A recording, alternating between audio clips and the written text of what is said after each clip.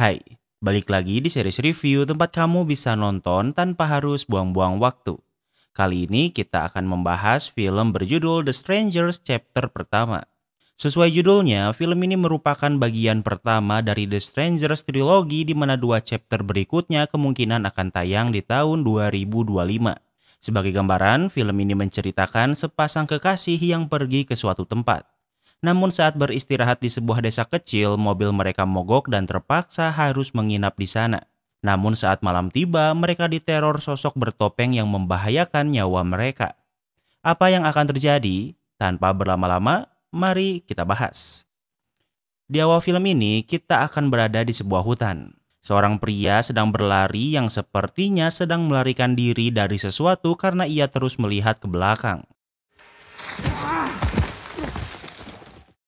Terlihat ia sangat kelelahan, namun ia tak berhenti berlari, namun pada akhirnya ia tersandung dan terjatuh. Walau kakinya sakit, ia masih mencoba melarikan diri walau dengan merangkak. Tiga orang dengan topeng muncul dengan membawa senjata, kemudian membunuh pria ini. Waktu berlalu, kita akan berada di jalan raya bersama sepasang kekasih bernama Maya dan Ryan. Saat ini mereka sedang di perjalanan ke Portland untuk melakukan interview pekerjaan untuk Maya. Namun hari ini juga merupakan hari anniversary mereka yang ke-5 tahun. Karena perjalanan mereka masih jauh, mereka memutuskan untuk keluar dari highway untuk mencari tempat untuk makan dan beristirahat. Saat di perjalanan mereka berciuman dan hampir mengalami kecelakaan, namun untungnya mereka selamat. Tentu hal ini membuat mereka terkejut dan sedikit panik, dan ternyata hal ini membuat asma Ryan kambuh dan membutuhkan inhalernya yang selalu ia bawa. Mereka terus berkendara dan sudah berada di hutan dan tidak ada sinyal. Tak lama kemudian mereka sampai di sebuah kota bernama Venus, Oregon yang memiliki populasi 468 orang. Tentunya ini adalah kota yang kecil dan mereka berhenti di sebuah restoran. Terlihat di kejauhan, dua orang yang sepertinya mekanik memperhatikan mereka dari kejauhan.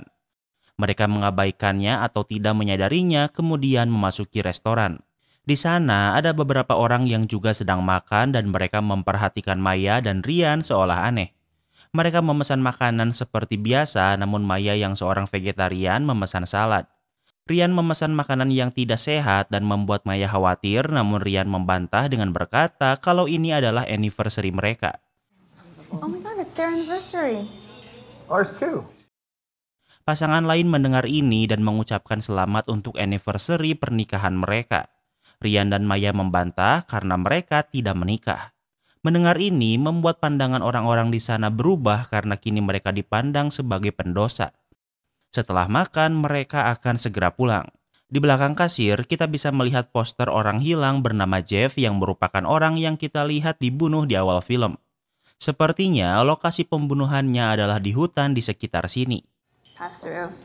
Ate here actually and then totally disappeared. Pelayan menjelaskan kalau Jeff adalah seorang karyawan perusahaan besar. Ia makan di sini, kemudian menghilang entah kemana. Kemudian mereka berencana melanjutkan perjalanan, namun masalah lain muncul, yaitu mobil mereka mogok. Seorang mekanik yang memperhatikan mereka sebelumnya menyadari ini dan memeriksa mobil Ryan. Ada part yang rusak namun tidak ada bengkel dan harus dibeli di luar kota sehingga Ryan dan Maya tidak bisa melanjutkan perjalanan malam ini. Mereka tidak bisa tinggal di motel karena tutup karena sedang direnovasi. Namun ada sebuah kabin yang bisa disewa dengan Airbnb. Ryan, what's wrong with you? These people aren't scamming us. You just think this is a coincidence. Ryan berpikir kalau mekanik ini sedang menipu mereka karena sebelumnya mobilnya baik-baik saja.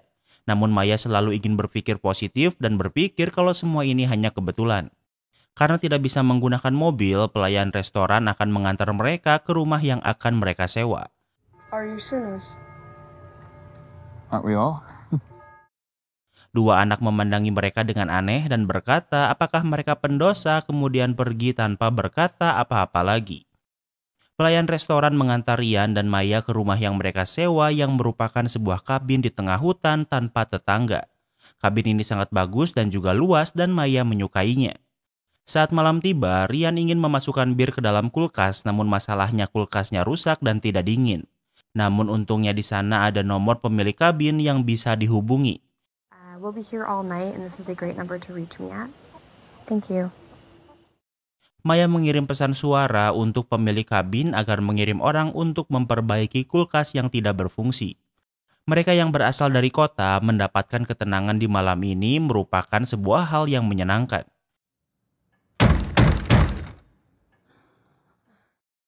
Karena mood yang baik, mereka berencana berhubungan badan, namun di saat yang sama pintu kabin diketuk sangat keras. Is Tamara here? Mereka memeriksanya, namun karena lampu di luar mati, mereka tidak bisa melihat wajah perempuan ini. Ia berkata apakah ada Tamara di sini dan tentu mereka membantah, namun perempuan ini terus melihat mereka sebelum pergi. Ryan bingung bagaimana perempuan ini datang karena rumah terdekat dari kabin ini cukup jauh, yang artinya perempuan ini berjalan cukup jauh di gelapnya hutan. Namun orang aneh ini masih terus memperhatikan dari kejauhan. Saat Ryan menyalakan lampu, ia sudah tidak bisa lagi melihat perempuan aneh ini. Mereka melanjutkan deep talk. Alasan mereka tidak menikah karena Maya pernah berkata untuk tidak ingin menikah. Namun itu sudah 5 tahun yang lalu dan Maya sudah berubah pikiran. What? Ryan, I don't think I put it back in your bag. I think it's in the car. Namun saat asma Ryan kambuh, Maya baru ingat kalau ia meninggalkannya di mobil. Ryan berencana mengambilnya ke mobil di bengkel menggunakan motor di kabin sehingga meninggalkan Maya di kabin sendirian. Karena gabut, Maya melakukan video call karena seharusnya saat ini ia sedang berada di sebuah pesta. Namun di saat yang sama, Maya mendengar suara di depan rumah.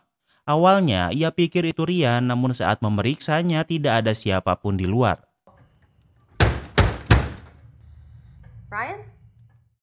Ia kembali mendengar ketukan pintu keras, namun walau Maya memanggil nama Ryan, namun ia tidak menerima jawaban apapun. Saat mengintip melalui lubang pintu, ia tidak melihat siapapun, namun perempuan aneh sebelumnya kembali bertanya apakah Tamara ada di sini. Is Tamara here? No. Tentu Maya membantahnya dan saat kembali mengintip, ia bisa melihat perempuan ini namun wajahnya masih tidak bisa ia lihat. Maya bingung dan juga takut, namun perempuan ini tidak melakukan apapun. Maya kembali mengintip, namun kali ini perempuan itu sudah menghilang.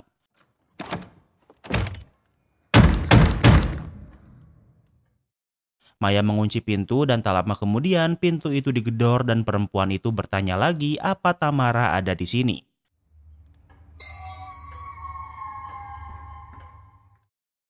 Tanpa ia sadari, ada seseorang di belakangnya, namun perhatian Maya masih tertuju ke pintu depan kabin. Maya bingung dan juga takut, namun yang bisa ia lakukan hanyalah menunggu Ryan pulang. Ia ingin menelepon Ryan, namun ponselnya menghilang dari meja, namun ia bisa menemukannya di lemari tak jauh dari tempatnya berada.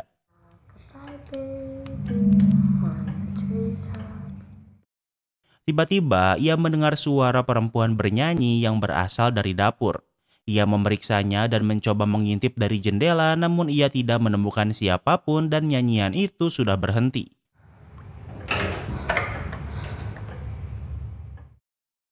Tak lama kemudian, ia mendengar suara pintu yang terbuka yang membuat Maya menjadi waspada.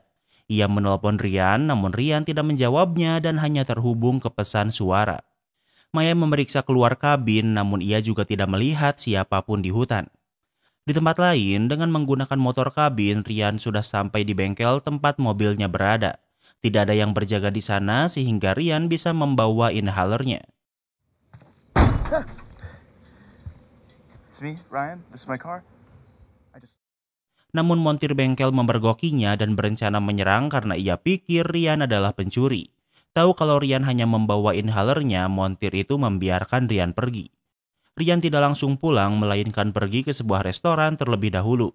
Di sana ia bertemu pelayan restoran sebelumnya yang sedang bersama teman-temannya. Di sana ia memesan 2 burger untuknya dan Maya. Pelayan restoran memberikan selembaran gereja, namun Ryan menolaknya karena ia sudah menerimanya dari anak kecil saat di restoran di siang hari. Kembali ke kabin, karena gabut Maya memilih bermain piano yang ada di sana. Namun ia mendengar langkah kaki di belakangnya, namun ia tidak bisa melihat siapapun di sana. Ia melanjutkan bermain piano dan tanpa ia sadari seorang pria dengan topeng memperhatikannya di belakangnya. Masih mencari kesibukan, Maya memilih mandi. Namun saat menggunakan sampo, Maya tidak menyadari ada pria bertopeng di sampingnya. Namun saat Maya membuka matanya, pria bertopeng itu sudah menghilang. Selesai mandi, Maya mengeringkan rambutnya dengan hair dryer, namun tak lama kemudian listrik di kabin mati. Maya mencari fuse box untuk menyalakan listrik dengan hanya bercahayakan lampu ponselnya. Namun di ruang tengah, ia bisa melihat semua lilin dan perapian menyala. Ia mendengar suara dari kamar mandi, namun Maya memilih mengabaikannya. Dari dalam lemari, ia menemukan banyak topeng menakutkan karena sepertinya pemilik kabin ini memiliki hobi mengumpulkan topeng aneh. Maya berhasil menemukan saklar yang ia cari, namun tanpa sengaja ia menjatuhkan ponselnya. Saat berbalik, ia melihat pria lain yang memakai topeng lucu yang membuat Maya takut dan melarikan diri ke lantai 2. Ia bersembunyi di sebuah ruangan dan hanya bisa menunggu. Ia mendengar orang yang berjalan mendekati tempat persembunyiannya.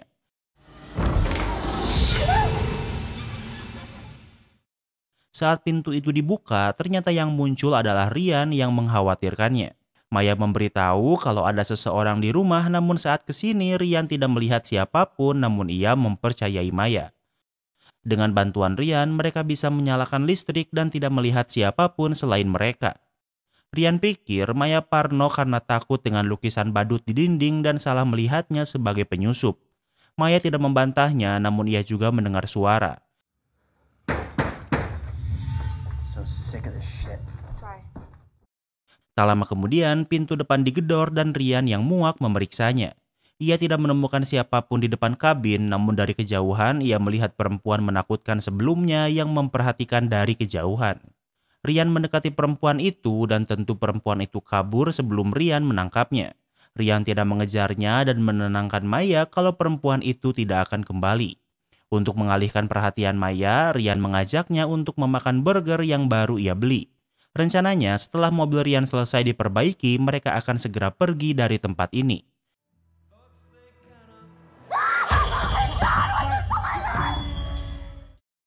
Namun tiba-tiba darah menetes dari atap dan ternyata seekor ayam digantung dengan leher yang disayat.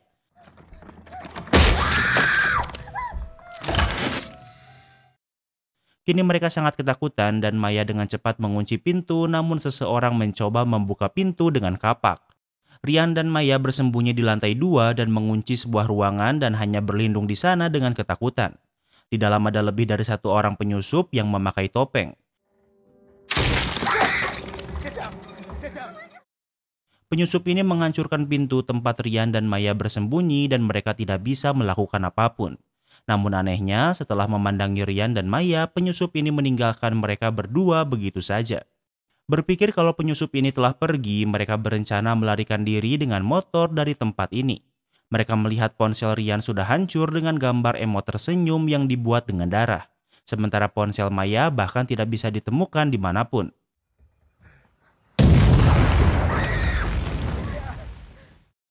Mereka keluar untuk menggunakan motor, namun sayangnya motor itu diledakkan tepat di depan mereka. Dengan begitu, mereka tidak memiliki opsi kendaraan apapun untuk melarikan diri sehingga memilih kembali ke dalam kabin. Tahu kalau mereka harus bertahan diri, Ryan mencari senjata yang bisa digunakan. Ryan menemukan sebuah pisau, namun Maya ingat kalau pemilik kabin adalah seorang pemburu sehingga seharusnya ia memiliki senapan di sini. Mereka bisa mengintip kalau penyusup sudah berada di dalam kabin. Mereka memasuki lubang ventilasi untuk bersembunyi kemudian melarikan diri.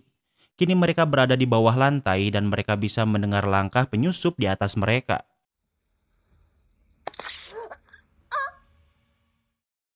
Tangan Maya menginjak paku yang menembus telapak tangannya sehingga membuatnya bersuara.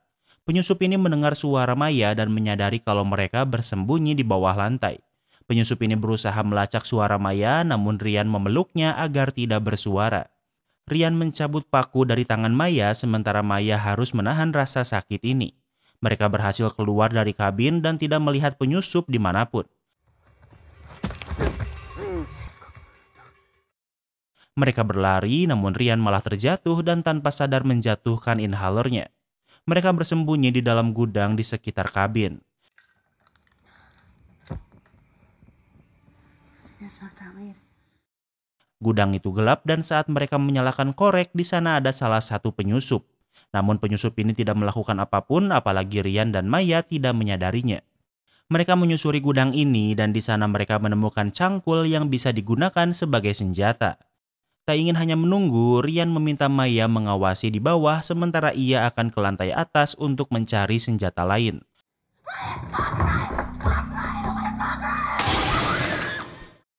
Maya melihat penyusup yang mendekat dan membuatnya takut. Namun penyusup lain menangkap Maya dari belakang dan memecahkan jendela. Namun untungnya Ryan muncul tepat waktu dan sudah menemukan shotgun sehingga ia menembak salah satu penyusup. Mereka keluar dari gudang dengan waspada. Sejauh ini mereka tidak melihat siapapun, namun mereka mendengar ada seseorang di teras depan.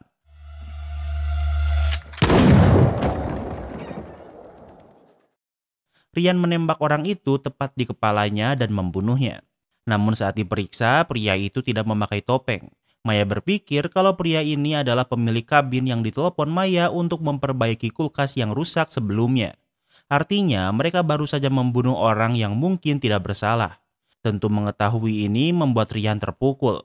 Namun setidaknya pria ini kesini menggunakan mobil dan mereka bisa menggunakan mobilnya untuk melarikan diri.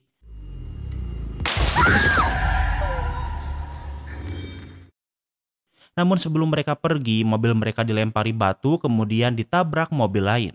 Mobil mereka disandwich di antara pohon dan mobil dan ditabrak berkali-kali. Kaki Ryan terjebak sementara Maya bisa keluar dari mobil. Ryan ingin Maya pergi meninggalkannya karena tidak ada yang bisa Ryan lakukan. Ryan ingin menembak penyusup itu, namun saat ia mengarahkan shotgunnya, ia tidak melihat siapapun di kursi pengemudi. Penyusup ini menyerang Ryan, namun Ryan menembaknya, namun sayangnya tembakannya tidak mengenainya. Penyusup ini tidak menyerang lagi Ryan dan memilih mengejar Maya. Ryan bisa membebaskan kakinya dan keluar dari mobil. Namun ia terluka cukup parah di kakinya sehingga ia kesulitan untuk mengejar Maya.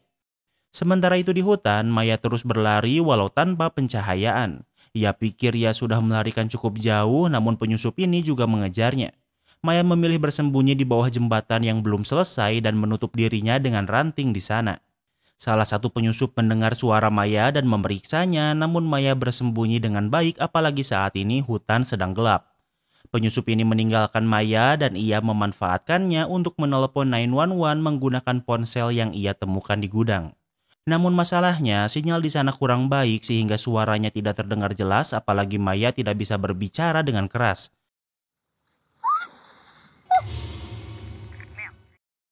Saat akan mencari tempat dengan sinyal yang lebih baik, ia malah melihat ada tengkorak manusia di sampingnya.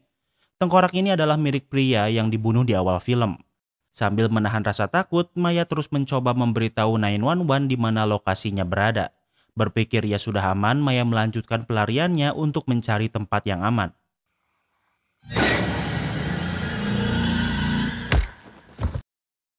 Namun salah satu penyusup menemukan Maya dan menyerangnya hingga tak sadarkan diri. Di saat yang sama, Ryan juga sudah berada di hutan mencari Maya. Asmanya mulai kambuh namun sayangnya ia sudah menjatuhkan inhalernya. Ryan beristirahat sejenak namun karena nafas Ryan yang bengek membuat penyusup yang mengejarnya menyadarinya. Penyusup ini pergi ke tempat Ryan beristirahat namun Ryan sudah melanjutkan pencarian Maya. Penyusup lain menemukan Ryan namun ini adalah jebakan. Ryan berhasil memojokkan salah satu penyusup dengan menodongnya dengan shotgun. Ryan ingin penyusup ini memberitahu di mana Maya sekarang, namun penyusup ini tidak takut mati dan tidak berkata apa-apa. Namun tanpa Ryan sadari, ada penyusup lain yang menyerang hingga tak sadarkan diri. Waktu berlalu, Ryan tersadar di kabin dengan keadaan terikat bersama Maya. Mereka sadar kalau ini adalah akhir dari hidup mereka. Tanpa ampun, salah satu penyusup menusuk Ryan dengan pisau dan mereka tidak bisa melakukan apa-apa. Ryan didorong dari kursi hingga terjatuh. Terlihat dari mulut Ryan mengeluarkan banyak darah yang menunjukkan kalau Ryan mengalami luka serius. Maya bertanya pada para penyusup kenapa mereka melakukan semua ini padanya. Because you're here. Dengan nada santai, salah satu penyusup menjawab karena Maya dan Ryan ada di sini. Kini tinggal Maya yang akan dieksekusi. Perut Maya ditusuk oleh penyusup dengan topeng karung. Sama seperti Ryan, setelah ditusuk, Maya didorong hingga terjatuh. Mungkin agar pendarahannya semakin cepat dan meninggal karena kehabisan darah. Di saat yang sama, polisi yang ditelepon Maya sebelumnya sudah sampai. Namun ketika penyusup ini sudah pergi menggunakan mobil pick-up sebelum polisi bisa sampai. Waktu berlalu, ternyata Maya berhasil selamat dan saat ini sedang dirawat di rumah sakit. Dan dengan begitu, The Stranger chapter pertama pun berakhir. Kini kita masuk ke sesi rating. Yang pertama adalah tema. Tema film ini cukup generik karena seperti slasher horror pada umumnya. Belum ada penjelasan berarti tentang siapa penyusup ini dan kenapa mereka melakukannya. Sesuai judul filmnya yaitu The Stranger chapter pertama, film ini adalah film pertama dari trilogi yang dimana 2 chapter berikutnya akan tayang tahun depan. Jadi untuk tema, Mimin kasih rating 6/10. Yang kedua adalah PES. PES series ini lambat karena sebenarnya cerita film ini tidak deep dan hanya standar slasher horror. Latar waktu di film ini cuma 1 hari dan dibuat panjang agar bisa berdurasi 1,5 jam sehingga di pertengahan film banyak fillernya. Jadi untuk PES, Mimin kasih rating 6/10. Yang ketiga adalah plot twist. Bisa dibilang film ini tidak memiliki plot twist karena memang cuma batu loncatan untuk 2 film berikutnya. Mungkin yang bisa dibilang plot twist hanya Maya yang ternyata masih hidup. Jadi untuk plot twist, Mimin kasih rating 1/10. Yang keempat adalah ending. Ending di film ini adalah awal untuk film berikutnya. Jadi kita tidak benar-benar disuguhkan ending dari sebuah film melainkan hanya sebuah intro dari sebuah trilogi. Tapi Mimin memaklumi ending yang gantung, jadi untuk ending Mimin kasih rating 5/10. Yang kelima adalah entertainment value. Dari segi entertainment, Mimin gak terlalu terhibur dengan film ini karena sangat generik. Apa yang kalian temukan di film ini bisa kalian temukan di film slasher horror lain sehingga tidak menambah value apapun. Tapi mungkin ini adalah awal dari sebuah trilogi yang mungkin lebih baik. Jadi untuk entertainment value, Mimin kasih rating 6/10. Jadi overall rating The Stranger chapter pertama adalah 4,8. Apa kalian setuju dengan rating Mimin? Jangan lupa like video ini kalau kamu suka dengan video ini dan jangan lupa juga cek video kita lainnya. Terima kasih sudah menonton dan sampai bertemu lagi di film berikutnya.